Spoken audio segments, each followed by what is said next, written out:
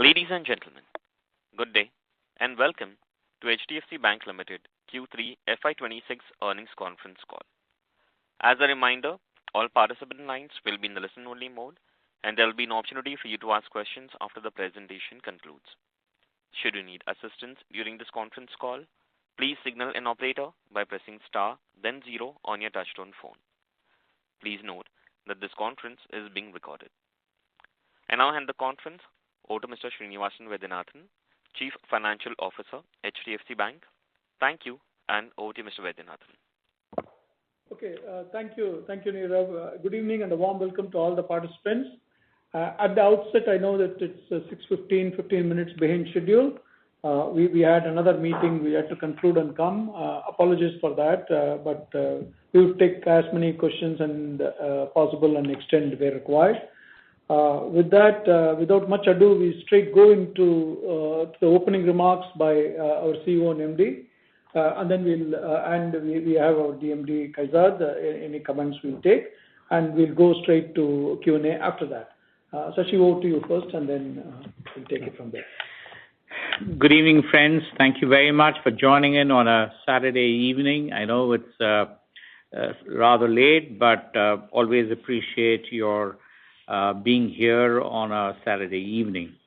I think we've just sort of declared the results, and you probably would have seen the financial numbers. We're reasonably sanguine and happy about the outcome that has happened. It's in line with our expectations. Looking back, I think the credit growth build-up has been extremely encouraging.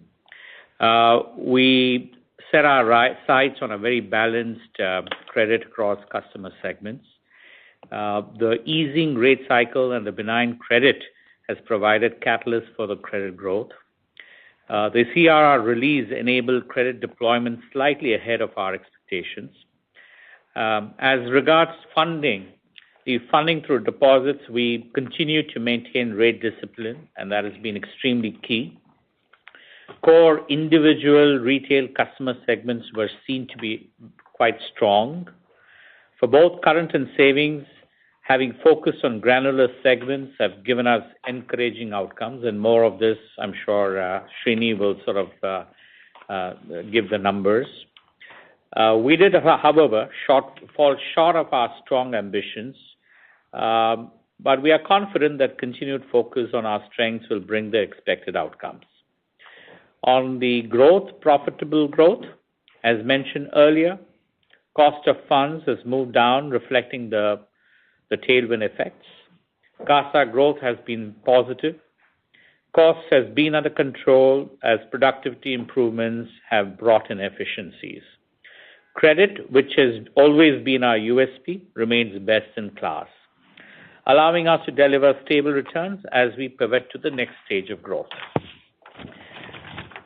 Looking ahead, the regulator and government continues to be focused on supporting economic and credit growth. At the same time, optimally managing external factors. During the quarter, availability of liquidity was impacted due to some of these. We saw enhanced activity in open market operations and FX swaps to combat some of these challenges. India has demonstrated stable political conditions and consistent policy regime. This has led to being one of the fastest growing major economies in the world. Growth with subdued inflation management was at the top of the order, and hence we believe and we are very optimistic about outpacing loan growth in the coming year in FY27, as we had sort of mentioned to you all along for the last 18 months. Liquidity and benign credit costs provides us a lot of runway to grow. Overall, liquidity in the country is expected to stabilize post-trade deals. The foundations are in place to build deposits to fund loan growth. We continue to expand our customer base. We are now intensifying customer engagement primarily and largely focused on granular mobilizations. We are aligning pricing with segmented approach, and we shall see that in the coming quarters as well. There's been a lot of talk on the CD ratio. We did sort of drop our CD ratio to significantly since the merger to March 25. As you know, the kind of indicator is not necessarily on the radar from a regulatory perspective. Having said that, we believe that our glide path to lowering of CD ratio will continue. It's an important focus for sustainable profitability, I completely acknowledge. The easing cycle with credit growth focus in the country surely needs our participation. So the speed of CD ratio movement depends on how we are able to provide funding in the system at rational rates. But having said that, we're very confident that whatever we seem to have committed in the last 2 years, I think by March, we should see, and by March 27, 26, and 27, we should sort of achieve most of the committed matrices that we have laid out for. I would like to say that under the current scenario, we don't think that we shall be constrained by the CD ratio. To reiterate, we're confident that it will be on a downward glide path. I would also like to reiterate that we shall meet the glide path that we had indicated earlier in terms of the growth, our top-line growth, which is in line with the system this financial year and faster than the system in the next financial year. In summary, I have a great appreciation for our customers for partnering with us, and I have the greatest gratitude to all our 200,000 staff who are pillars making this place work successfully. We're confident of the path forward that we have set for ourselves. Thank you very much, and we have all of us here, Kaizad, Srini, and the team here to take on any questions that you may have. Thank you. Thank you very much. We now begin with the question and answer session. Anyone who wishes to ask a question may press star and 1 on their touchtone telephone. If you wish to remove yourself from the question queue, you may press star and 2.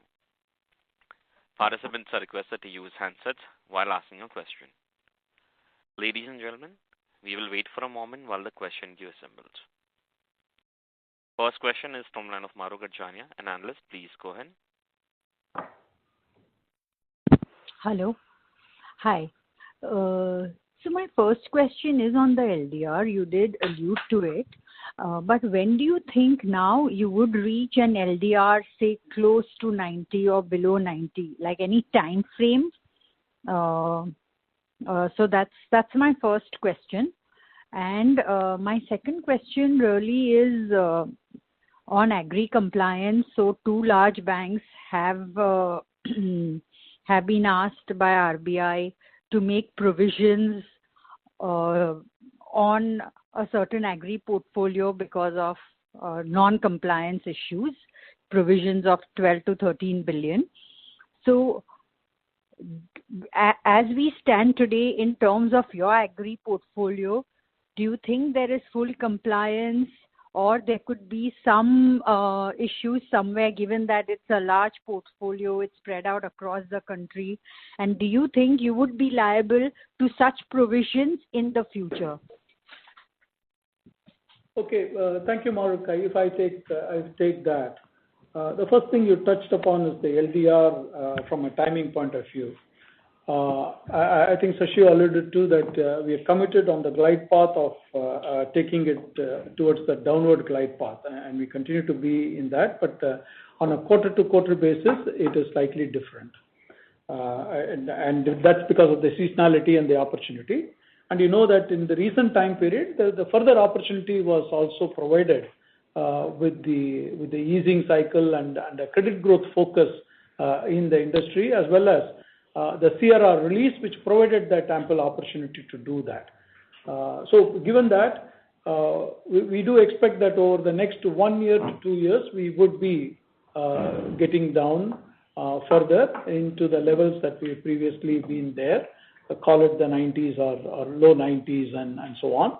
And that's the level of confidence we have, and the pillars that are required to drive that are in place to do that. That's one. The second one is in terms of the agri that you asked about, where the regulatory kind of impact, if any.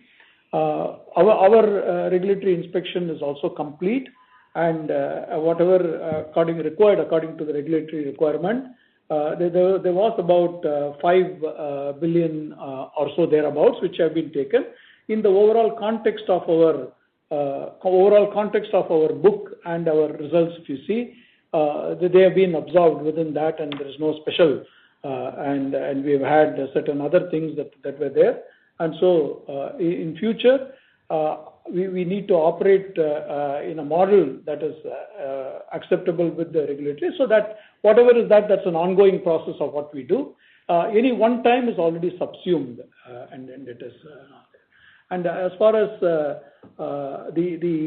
calibration that we need to do on the agri, consequent to those kind of things, recalibration of our book due to the scale of finance, so that what is indeed an agri and what is outside of the scale of finance. Scale of finance is the one that determines how much is required for the farm and how much of that is over and above the farm requirement by the farmer.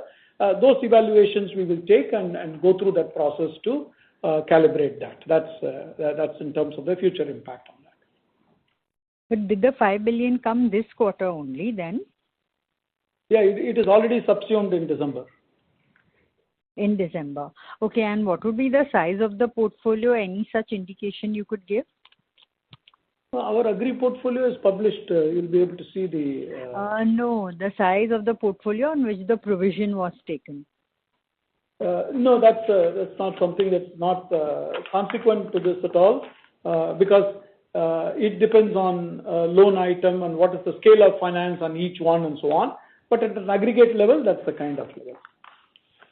Okay. Thank you so much. Thank you. Thank you. Next question is from the line of Kunal Shah from Citigroup. Please go ahead. Yeah. So again, getting on to the question on LDR and deposit growth in particular. So if you want to get the LDRs down and still want to grow loans above the industry average comfortably, then we need to see the acceleration in the deposit growth. And you said like pillars which are required are very much in place. So any reason maybe for a slightly slower deposit growth this quarter? Otherwise, we will need like almost 500, 600 basis points higher than the industry average deposit growth now to get the LDRs down. And any rundown in the bulk deposits which have been there in this quarter, and if you can quantify that? See, let me take this, and maybe Srini and Kaizab can add into this if required. Kunal, if you recall, we gave a broad range. Number one is there is no regulatory, benchmark or a requirement to meet a loan deposit ratio. Was it there as a bit of a nudge when the outlook was negative, or when the system outlook was little tight, liquidity was tight in the period when inflation was moving up and rates were moving up, and there was a little bit of a concern on the credit quality of the system? There were certain preventive measures that the regulator had said that try and ensure that you bring down the LDR or maintain a certain stability in LDR. That was at that point in time. Whether there is a number that you need to meet, I don't think there is any compulsion. But in our own interest, we had given a kind of a glide path wherein we had said that we will come to a certain number in FY25, which we achieved. We said we will try and be in a range of somewhere between 90 to a 96 in the year FY26, which is what we will be, is what we are very confident about. And then maybe by FY27, by the natural growth, and even with the growth in the way we are expecting in terms of faster growth rate, I think we should land somewhere around the 85 to 90 for FY27. We continue to believe that this is going to be there, but it's not an easy thing, as we have said, of course. But we know what are the strategies we need to do. There were certain tactical measures we could have taken in the third quarter. We chose not to, but that's all right. I mean, these are sometimes learnings we probably may have missed, but we know what are the things to be done to bring about these kind of meeting our glide paths that we have committed in the broader sense on a medium to longer term basis. So as regards the kind of deposit growth that is required, I think the pace at which we are growing deposit in line with the top line growth, that is more or less matching 11 point plus percentage in this year should and probably slightly faster, which is what we normally do in the fourth quarter, like most what we have done in the past, should lead us to the kind of range that we have committed to. And we are very confident that once as we have a clear-cut, as I said, all things remaining same with whatever we are seeing in the macro, we should believe that the growth runway opportunities for growth and hence in the deposit requirements, other than certain events that may happen which you and I will not be able to predict now, we are reasonably confident that we will land overnight. And as Srini mentioned, don't look at quarter-to-quarter movements. We are on a, you look at on an annual basis and or on a medium to long-term basis, the trends will be in that kind of period. So I think the inflection has started. We had to contain ourselves in FY25 for all the right reasons. I think now we're opening up, the engine is opening up, and you will start to see this kind of a consistency in the trajectory that we have laid out for ourselves. Thank you, Sashi. Sure. And anything on bulk deposits rundown, quantification if possible? More than quantification, I mean, Kunal, that's part of the business. There are certain segments that we patronize. I think Sashi mentioned about where rate discipline has been the key, and to some extent we participate for relationships. To a certain extent, we don't need it, we don't go there. But on the whole, if you look at the retail or non-retail, there are individuals in retail which have been phenomenally growing and growing. There are certain non-individuals in retail, which is branch related. It could be institutions, trusts and HUFs and whatnot. Right? Examples of some non-individual but branch related, where we have had some lower levels of growth. And there are certain other customer segments which we have seen, particularly capital market segments, where it has been low, where we have not paid rates as much as what the market has demanded or what the competition has offered. And that is what you see that is reflected in our cost of funds. If you look at our cost of funds, is down by about 10 basis points, 11 basis points or so in the quarter. So we're trying to manage it, growth with profitability, and that is what you're seeing, right? So segment to segment, time to time, it changes, but at least you got a color of how we operated in the recent time period. So you're right, Kunal, just to supplement what Srini is saying. The focus, the good part is retail has grown very steadily and all these are the granular ones. Very happy with that. If the non-retail, tactically, we did not sort of offer the kind of market rates that were there. And we said it's all right because we did sort of know for the kind of growth that we needed, that is good enough. Got it. And one last question on labor code. So the impact of almost 8 odd billion, looking at our employee cost, and then comparing maybe the labor code impact vis-a-vis the employee cost for others. For us, it seems to be relatively on the higher side, more than 10% of the employee cost, not so much for the other banks. So is this more of an estimation which has been done, and what would be the recurring impact which would be there on the cost as such? A good point. Thanks for raising that. One, it is a estimate given whatever information that we have. And that estimate is driven through an actuarial process, right? So you go through the normal process of how you do, and that there is an actuarial valuation and determination of how do you do. Again, there is some science in that, but it's based on certain assumptions that come. That's the second thing. The third thing is that variables. When you look at those variables, the definition of what is wage, what are determined to be wage inclusion, exclusion, the rule making on that is pending. You know that, right? So that there are some assumptions that go for one of the variables that go into those assumptions, and that is not based on determined rules. That is based on some assumed thing. So that's the third thing. The next item is that individual organizations can be very different because of the longevity of the staff that you see there. So that determines on how long and what is the kind of tenure and so on and so forth, both historical and anticipated. And so many other factors like that go into play. So at this time, I would just ask you to take it as a higher estimate based on best available information and through a scientific actuarial process that has come. And as and when the rule making evolves, as and when more information is available, this will be evolved. And again, I can't venture to come out with a forward-looking or what impact on an ongoing basis. Cannot do at this time. And the reason being that we need to have all of these in place before we can get there. And that is why this is not determined at an employee level to say next month when somebody retires, this is the kind of amount that it can come, or what will be the amount determined for a provident fund, and so on and so forth. It cannot be determined at this stage. This is a really high level based on best estimate.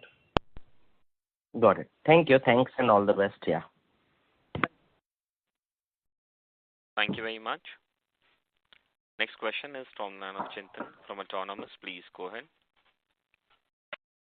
Hi, good evening. May I get into the LDR again, please? Sashi, please, did I hear you correctly when you said 85 to 90% by FY27? That seems to be aggressive to me. If I look at consensus numbers, it's expecting 13% loan growth and 93% LDR. If you are going to achieve kind of the 90 in the next fiscal year, that suggests a very strong deposit growth number. And I know you've kind of said that you want to prioritize growth now. So it's not telling up. So if you could help us in a circle. Chantan, thanks for asking. Maybe then I've given you a broad range because I don't want to box myself with a narrow range. But having said that, we have been operating in a range of around the 87, 88 in the pre-merger levels, 3 years before the merger. Yeah. And so when I say 90, of course, I would have meant somewhere around the plus or minus in that particular range of 90, maybe around the 88, 89, etc. Or it could be 90 to 91 as well. But why I mentioned is at least, the trend lines that we are saying, if it can be 96 for FY26 or a 95, we are all right. At least the direction is what we are looking at for. We just gave a broad one so that we know if we are lucky to really step up growth or the liquidity changes and we have more benign liquidity and no FX operations or FX swaps or open market operations, maybe then it will be wonderful. So that is why I'm saying since I do not know what's going to be the liquidity condition in this, therefore I gave a broad range. But even if I achieve these kind of directionally going there, that's something that we can achieve. As I said, there is no regulatory number to comply to. It is just a direction that I think we need to achieve for ourselves, let alone the regulator asking us to do. It is something that we believe just by doing what we're supposed to do will lead us to that kind of thing. I don't have to do anything extra to measure that metric. It will happen. So when we did sort of forecast a faster growth rate in the system for ourselves than the system, we also, as we have seen, we have been having deposit growth rates in line with normally the top line growth, slightly faster than the loan growth. So estimating that is what we believe where we will land for FY26 and 27. So don't take it literally that we may be on the lower end of that range. It could be anywhere in that range. Practically speaking, it'll be somewhere at the, if it's 90 is that range, then somewhere around the 90 is something that we'll be happy with. Similarly, somewhere around the 95 is something that we'll be happy with for FY26. Appreciate that. I mean, if you're trading off EPS growth for slightly slower ROA improvement, that's fine. I mean, that's not the issue, especially if the opportunity is there in the market. But I just wanted to make sure because, we have an occupational hazard to kind of do our due diligence in our model. So just wanted to get that flexibility that you have highlighted now. The second question was around asset quality. Could you've got a unique vantage point, second largest bank in India. Could you give us some idea about, any pickup in growth momentum, any issues in asset quality, particularly due to the U.S. tariff or in the MSME area? So it's a combination of, is growth improving and are there any asset quality concerns more broadly, if not in your book? So if I got the question right, you want to know the trend for asset quality and how it is looking. Across segments and even first at the sectorial, you're well aware that, the banking industry right now, to borrow a term, is going through, a Cinderella phase where you've got very strong balance sheets. When I refer to that from an asset quality point of view, you have the lowest accretion of gross NPAs and net NPAs are at decadal lows. Mirroring this trend has also been, reflective on our books. We have seen, very low accretion to gross NPAs, and none of the particular portfolios have indicated any stress building up. So I think the economic environment with the kind of GDP growth that one has seen, the kind of consumption growth that one is seeing, as well as the wage increases that one has seen on one hand, and on the other, the lowering of the interest rates and affordability, therefore going up, including the fiscal benefits that were given, to not take up much time. I would say the asset quality continues at the bank to be pristine, and as we see it, there is no particular segment which is showing any major signs of concern. Srini, would you like to? Perfectly good. There will be seasonality in agri. That is a separate. Outside of that, every segment, including the agri segment, period to period, if you see, is lower, both from a leading delinquency and into the slippages, which are far lower. And then from there, going into loss given default is also lower. You're seeing that the recoveries, wherever we are, that is also Absolutely. On an absolute level, good level. Chintan, hope that gives you a perspective on both sides. Yeah, thank you. And just on growth momentum, are you seeing things improve generally in the economy? In the economy, the growth momentum, yes. If you look at some of those indicators that you have seen, take the crop cycle itself, very improved. The sowing cycle is improved over prior year. Very healthy water reservoir levels have aided that. The manufacturing PMI continues to be in the expansionary zone with many programs that are coming in. Services sector doing very well on the consumption demand side.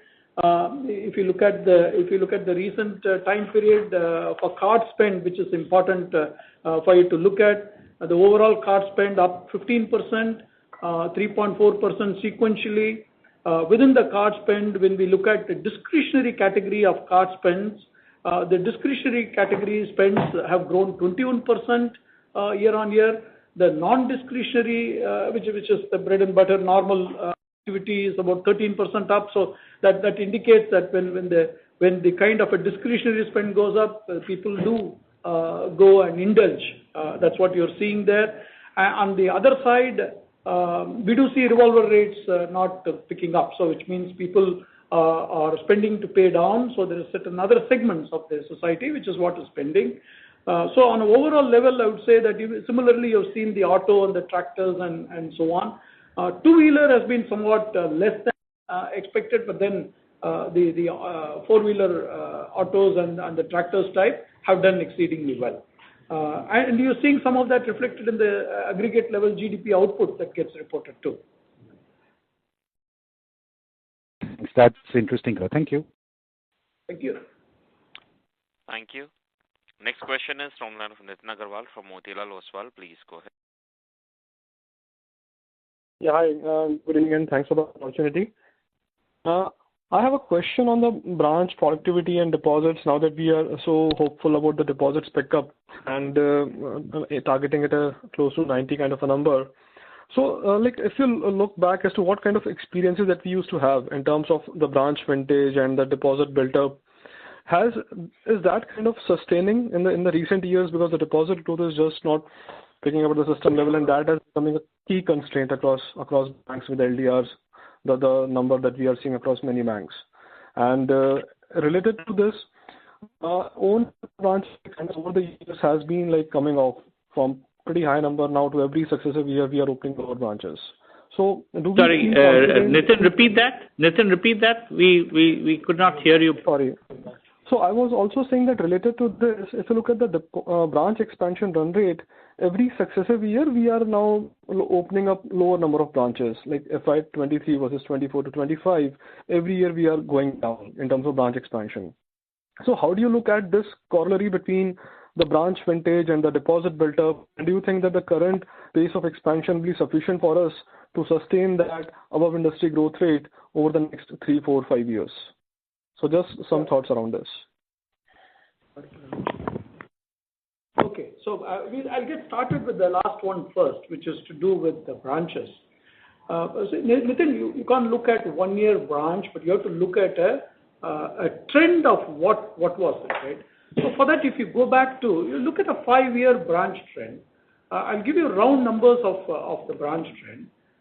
We opened about 250 branches in 2020, 350 in 21, 750 in 22, 1,500 in 23, 900 in 24, 700 in 25. So if you look at this, 250, 350, 750, 1,500, 900, the opportunity space that it provided, we took that and accelerated. All within the overall returns framework, right? All through this time period, if you look at our returns, between 1.9 to 2, right, in that period. So where there was, we accelerated, and we don't need to do 1,500 or 900 and so on. We can be more modest, but still add to the branches.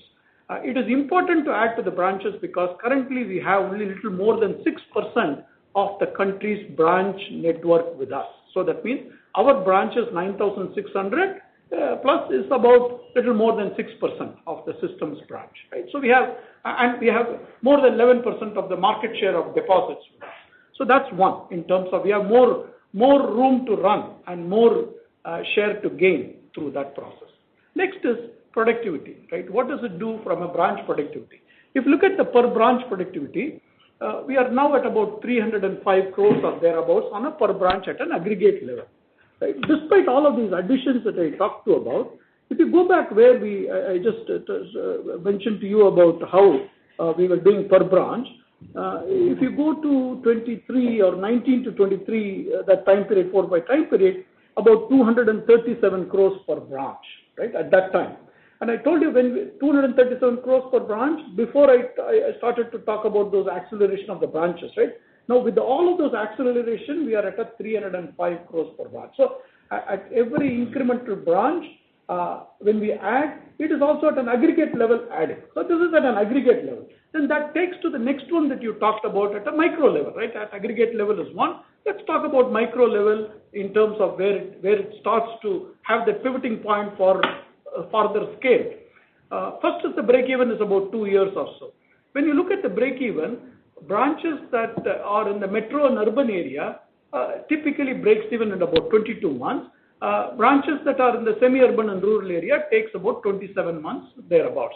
On an average, about 2 years it breaks even. So that's one. And these models are in consonance with our legacy branch models, which means they are conforming to whatever traditionally there. That's number one. Number two, the pivoting point where 4 or 5 years ago, where we analyzed what does a branch do in 5 years, 5 to 10 years, and 10 to 15 years, and so on. When you look at it, where the scaling factor is about the 5th year mark to the 10th year mark, it moves, and it moves about three times. Between 5 to 10 years, it goes about 3 times up. And then once it goes into 10 to 15 years, 10 times up. So that is very important, and that scaling factor continues to operate now. Now, what is more interesting and important in that is, currently, if you look at the branches that are in the bucket, 5 to 10 years bucket, which are doing 3x than what they were doing 5 years ago, 1,232 branches, right? Out of the 9,600, 1,232 branches are in that bucket, right? And if you look at the branches before that, the 3 to 5 year bucket, we have 1,300 branches. So we are entering into that pivoting point where the cohorts that are entering into the 5 plus bucket is more than the cohorts that are going to exit from 5 to 10. Okay? So that is, again, similarly, when you look at the 10 to 15 year bucket, it's got 2,499 branches. And then the 5 to 10 year branches are going to go into those cohorts. And so that's almost 43% of our branches are young vintage branches, less than 5 years. So this is the cohort that needs to move through the pipe and get there. And so we are quite, that is point, I think we said that we are positioned well with good expectations coming out of that. And that's again aided by several factors that go. Okay. So incrementally, another data point, Sashi was just reminding me, because when we reviewed it with him, on an incremental basis, when you look at it, these new branches contribute slightly north of 20% of the overall incremental that comes, deposits that come. So which is very important, right? That these things keep adding, accreting as we go along. That's something I wanted to leave with thought. Right. See, the reason to ask this is also because while advances side is still in our control, we can maneuver the advances growth and choose the business segments we want to underwrite. But deposits, if we compare across the best run private banks also, typically the growth kind of has its own saturation point. And if I look as to how HDFC Bank has done last year and versus what is the current year, probably we will be closer to in terms of deposit rate versus what we were last year on a good case basis. So for us to talk about that the LDR can come so sharply next year, do we look at this deposit growth run rate breakout from as to how the trends have been in the recent years? Can this really happen with the kind of vintage gains that we talk about? Nitin, this gets benchmarked by district, by our presence in those districts. That's how we benchmark, and that's how we work. Our marketing and product teams work with our distribution channels where we are present to orchestrate and move this, right? So 2 things I want to mention. One is new account acquisition is an important element. We are at about 100 million customers. Last quarter, we added about 1.5 million new liability relationships. It is important to get that new account value, because that's how you keep building. And the change in balances, so that means existing customers accreting has been lower in the recent time periods when some kind of a choices into various other financial institutions they take. So some of that has been slower. But again, you beat that by getting more presence and more customers and have diversified asset product, because you know that in the last 2 years, our retail asset products were slow than where we are now trying to accelerate and move. For every asset product that you have, again, cards, I think not in the last quarter, but maybe a few quarters ago, we have spoken cards.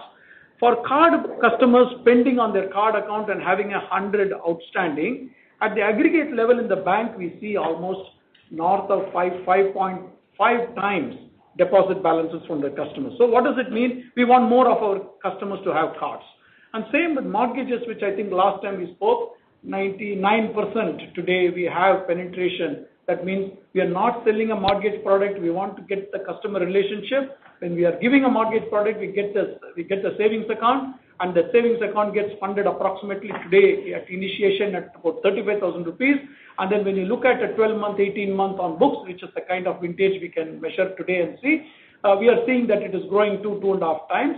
But historical, some of those category customers that we have seen, it has got the propensity to have 5 times more than a customer who does not have a mortgage. So liabilities don't come only purely on just an engagement and asking. It also comes by multiple products that get sold. Okay, sure. Thanks, Srini. Thanks for putting that color. Wish you all the best. Thank you. Thank you. Next question is from Suresh Ganapathy from Macquarie Capital. Please go ahead. Yeah. So first question is on LCR. What would be this quarter, and how it would move post the April 2026 guideline, whether it will move up, move down? LCR, we reported 116 in this quarter. And post the new guideline?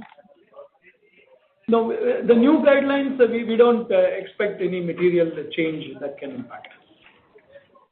Okay. And just a question on margins itself. It's been almost 9 quarters since the merger. Your margins have not gone anywhere. In fact, it is even lower than what you had reported at 3.4%. I know there are several moving parts.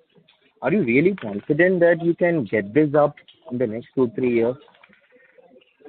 Yes, Suresh, if you think about the margin, the most important lever on the margin is the cost of funds, which at various points we have mentioned.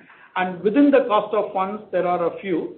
One is the time deposit repricing, which has a lag effect. We have changed time deposit rates in line with the policy rate change, but not fully, but maybe two-thirds way we have changed. 125 basis point is what the policy has changed. We have done about 2/3 into that. We need to see what more. And again, that works competitively priced, right? So we're not at a disadvantage anywhere there. And that takes almost 5 quarters to flow in. Part of that this quarter, you have seen 10-11 basis points change in cost of funds. That is the lag effect of that flowing through. Then that continues. So that's one element. And the second element is the borrowing. As quarter to quarter has remained static at about 13%. But again, more than a quarter, if you look at a year, we were at about 7%.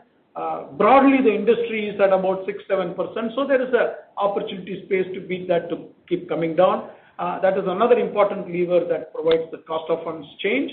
And the third one is the CASA, which again is a customer on the other side more than we creating any action, where we need to work through to bring, as I was telling Nitin, the new customers and better engagement, more products, more retail products. That's the kind of process we need to take through to get to that industry average and beat that industry average over time. Yes, there is a line of sight, and these are some of those elements we work through. Okay, thank you. Thank you. Thank you. Next question is from the line of Prakhar Sharma from Jefferies India. Please go ahead. Thank you, everyone, and congratulations on the results. Just wanted to delve on this deposit growth part. It was an interesting color that you said that the granular retail has grown, but slightly bulkier retail hasn't. Is there any sort of a data point that you can share in terms of the growth or the mix in the two? And one alternative is, can we use the LCR deposit number and the growth there as a reference point to just get some comfort on, what's the range of growth there? Because 4Q onwards, it gets aggressive on pricing. So if you can share some color, that will be right. Thank you. The second aspect of the question I didn't get, probably we will see. But as far as the rate of growth is concerned that you asked about the categories, certain other categories that you wanted. Yes, I mean, if you look at the institutional types, they were in the mid-single digits, right? The institutional type of deposits, mid-single digits. That's what we see. And within the retail branch, the non-individuals were much more modest. I think it was again a little more higher single digit. And the individual within the branch is where in a solid double digit growth. Sorry, the individual at the branch was at? No, I didn't give you a number. I said it's a good double digit, and everything else was in single digit. Yeah. And is there a way to just give a context of, within your total deposits, 83% is classified as retail. How much would be the granular retail and how much would be the quasi-institutional retail? I don't think we've published that, but yes, when we say that is branch-driven deposits where there are RMs engaged with either an individual or that individual's organizations and institutions, that is what. Got it. Thank you so much and good wishes. Thank you. Next question is from the line of Abhishek Murarka from HSBC. Please go ahead. Hi, good evening. Srini, going back to the branch addition question, and thanks for giving so much color, but just net, are you still looking to grow or add about 5-7% branches this year and in FY27, or what are your near-term plans? I understand the whole picture you painted about the scale-up of old branches and how that will accelerate deposits. I just want to know your next 1-year plans in terms of branch addition. Yeah, to answer in short, 5 to 7% implies 500 to 700 branches annual. I don't believe that that kind of branch additions will do in the near future. We will evaluate as we go through the annual planning process and come back at some point in time. But it would be of a good order. Abhishek, just to add to what Srini is saying, if you've seen the last cohort of what he just said in terms of the 4,800 odd branches over the last 5 years, today it is contributing, as he mentioned, somewhere around the 20 plus percentage points in terms of the incremental liabilities or the deposits that we are mobilizing. As this cohort starts to which we are seeing delivering and getting to a substantial number, then we know that we have the confidence to start to step up the next phase of launching new distribution points. Obviously, we want to wait and watch. We are not saying we will not add any branches. As he mentioned, we will add branches, but these are probably normally in suburbs where there is a kind of an opportunity. That is what we are now focusing on. But we want to ensure and stabilize the last cohort of the 4,800 branches, stabilize and start to get to a certain level of maturity and level of contribution, which is substantial. Then we know that will be on an autopilot.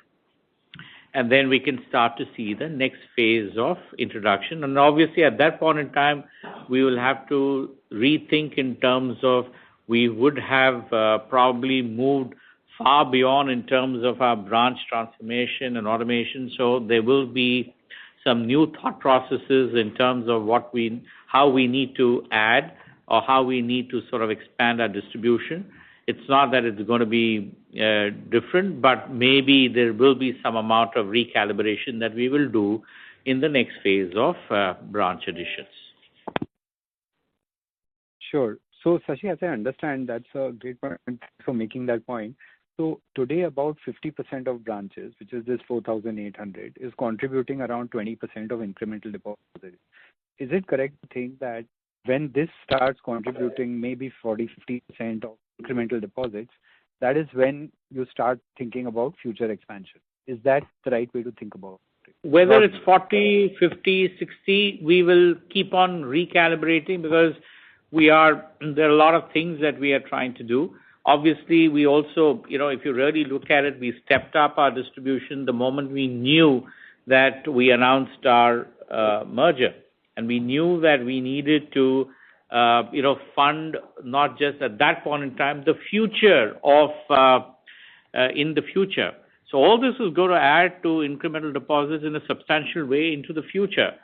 But so there will be a lot more dimensions that we will examine, not just the extent of contribution, but probably, certain events that we may have or certain other dimensions that we may look at before we start to step up the pedal on the new phase of incremental. And you look at it even over our 30-year period, there have been these phases of, right from 2009 onwards to 2013, 14, we stepped up our distribution. Then we had a little bit of a pause. Then we started off again. So, this recalibration and doing it in phases is something that we've been doing. It's not a new thing. We've been doing this for right through our 30 years journey. And I think we will continue to do. Obviously, the dimensions keep changing in terms of what we need to look at as we move ahead, because the world is changing very fast. The kind of technology implementations that we are doing, as we unveil, we probably may need different thought processes as well. So let me pause out here, and you will get the drift.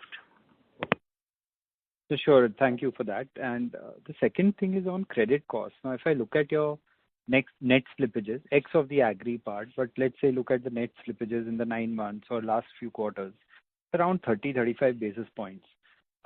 Write-offs are holding steady at 3,200 crores roughly a quarter. So why is the underlying credit costs at around 55 bips and not coming off? I mean, don't you think that should also start coming off at some point? If this kind of Abhishek, trend continues. Abhishek, couple of things. One is the slippages. If you're looking at excluding agri slippages, it's 24 bips in the quarter. Prior quarter was 23 bips. Prior year was 26 bips. So order of magnitude, call it 25 basis points. That is the kind of a slippage in a quarter, right? That's what you're seeing. So not the 35 or something that you're talking about. That's one. The second thing is that credit costs, also you have to look at it including the recoveries, because when you write off certain loans as it progresses through some of the delinquency buckets, then you get it in the form of recoveries. And net of recoveries, if you see, we are at about 37 basis points or thereabouts. And when you look at, again, last quarter, last year, order of magnitude very similar, within a few basis points, 5 basis points. So it's not just about the 55 basis points, it is also about the net of the recoveries, which comes in quite handy. And it's a function of how fast you write off and how you recover. No, sure, that's what I was referring to. So net of your recoveries, etc., it should keep coming down because your slippage performance is, it's improving. The book is growing and your absolute is pretty much stable. So you're seeing very good asset quality trends. And I was sort of wondering why the credit cost is not coming off. Yeah. No, why will it? See, when in a growing book, if the slippage is steady, the losses are steady, recoveries are steady. I don't know what you're expecting. Maybe something else. So 50-55 is more or less BAU, is what you're saying. No, GNPA? No. No. Credit cost. Yeah. Okay, I'll take this offline. Never mind. I'll probably not explain myself clearly. No problem. Finally, just one question on cards. Overall card receivables are pretty stable. If I look at, the data that comes out in RBI, the spend market share for you is doing well, SIF market share is doing well. So why is it not reflecting in the receivables? Is it just transactors running down or is it something else? No, actually, great question, Abhishek. I think if you really look at it, the segment that we are patronizing is more the middle and upper middle segment. Therefore, slightly higher end cards is what is in our portfolio. The proportion of that is large. And a large part of that, over a period of time, we have been, as the credit card, what shall I say, the behavior has also changed over a period of time. Today, we look at it not as a net receivable from a revolve perspective, from a asset perspective and an earnings perspective. We are looking at it as an enabler for our liabilities or deposits. Srini has mentioned in the past, and that is something that we are extremely proud of, the spends and the cards actually provide a significant portion of our deposit momentum.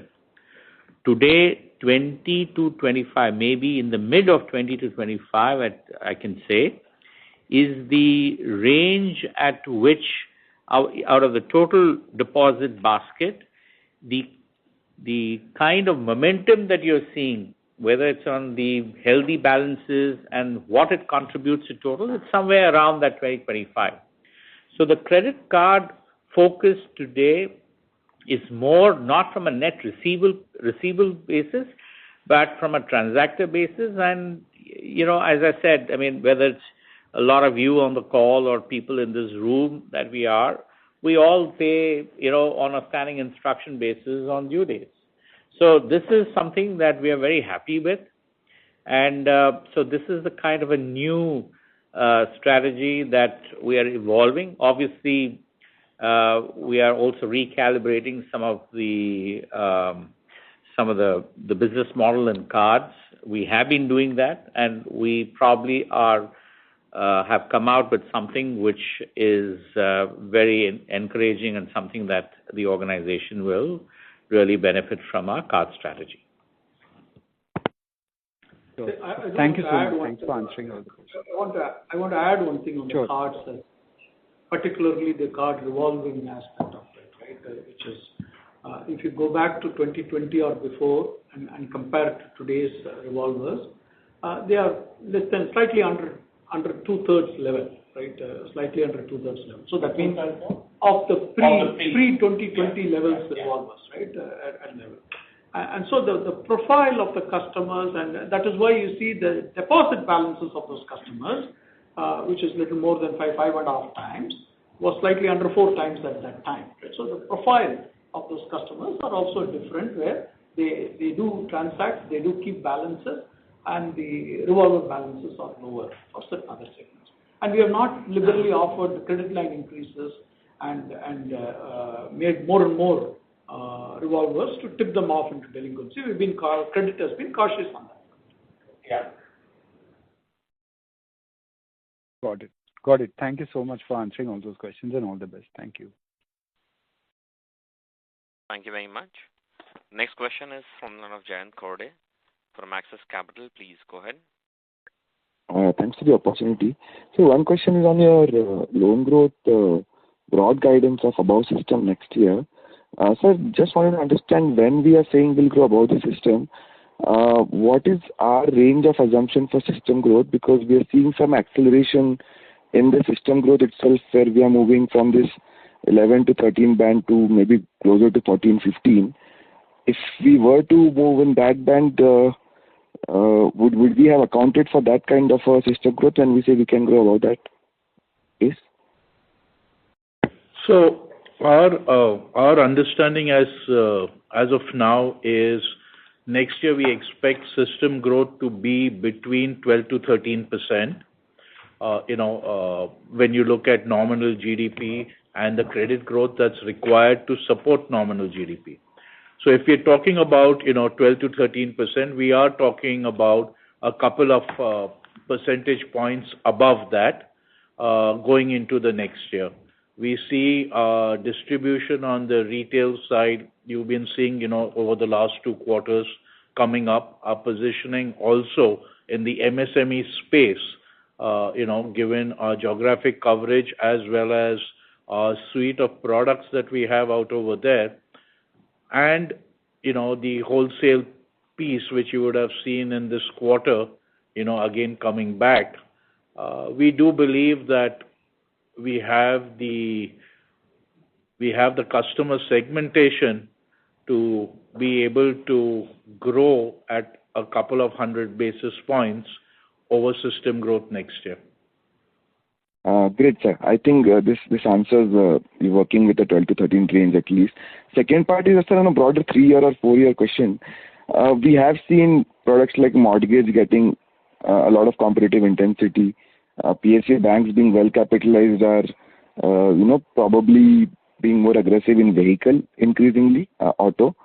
Do you see this competitive intensity eroding profitability for the larger players over the next probably 3 years, and not a 6-month or 12-month question. Yes, sir. See, we are addressing competition only through relationship and not through pricing. Mortgage product is, you've seen that in the last 12 months, we are not leading through a mortgage product. We are leading through relationships where the mortgage product could be a fulcrum around which we can operate. Same with auto.